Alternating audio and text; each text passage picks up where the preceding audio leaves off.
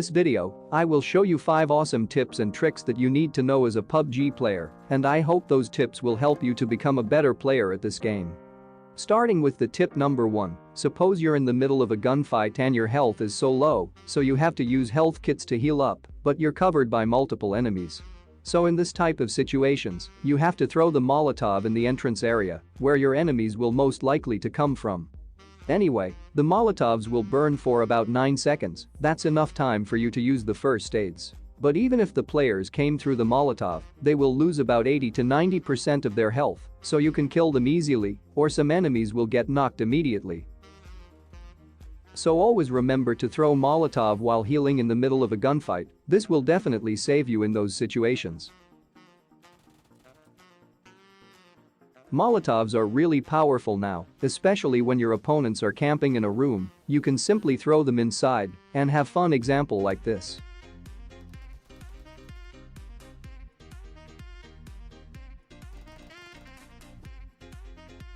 So carrying at least 2 Molotovs will help you in many situations. Moving on to the tip number 2, the first bullet jump. Almost every assault rifle in this game has the first bullet jump. The jump of the first bullet or the gap between first and second bullet is important as that is exactly how much your weapon jumps after the first shot.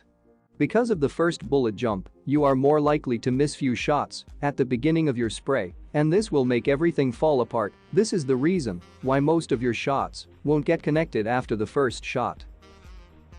So in order to fix this issue, or to avoid the first bullet jump, you just have to aim for the body instead of the head. Anyway, these green dots are predicted spray patterns. After the first bullet jump, your second bullet will most likely to hit the head, just like on the predicted spray pattern.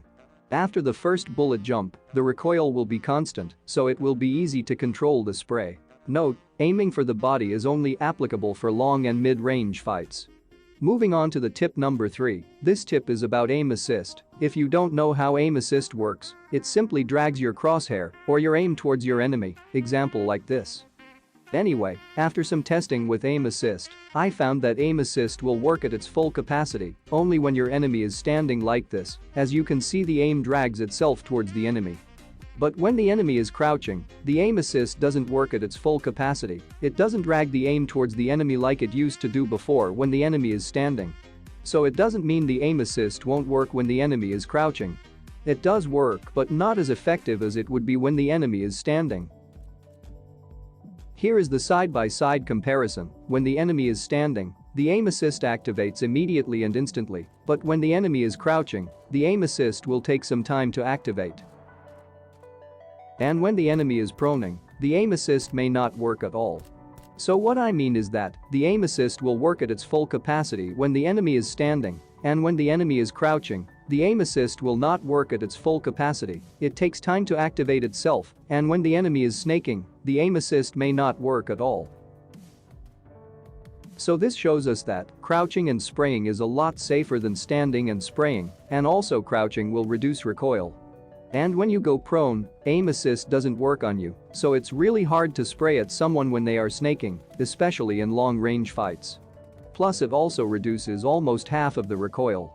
Now to the tip number 4, now you can actually mark lines in the map. If you're really bad at memorizing the plane path, this tip is gonna help you a lot. So at the beginning of the game in Spawn Island, open your map and click on the mark thing. Now create a line on the plane path by tapping on each end. Later when plane path disappeared, this will be very useful to determine where the players will most likely be, so you can either avoid those places or go find players. Anyway, moving on to the last tip, this is kinda like a training drill. Many of you been asking me about how to shoot from a moving vehicle, example like these. You can actually practice this in classic mode while traveling in a vehicle. You have to randomly choose your target. It can be either a tree or rock or other some random obstacles, and then track them at first, example like this. And if you got extra ammo, you can start shooting at the random targets, so you can practice the recoil controlling as well as tracking the target. I practice in this way a lot, and this improves my tracking ability, and shooting from a moving vehicle is a really great skill to learn. Anyway, that's all I got for this video. I hope you learned something new. If you did, hit the like button and subscribe for more upcoming videos like this.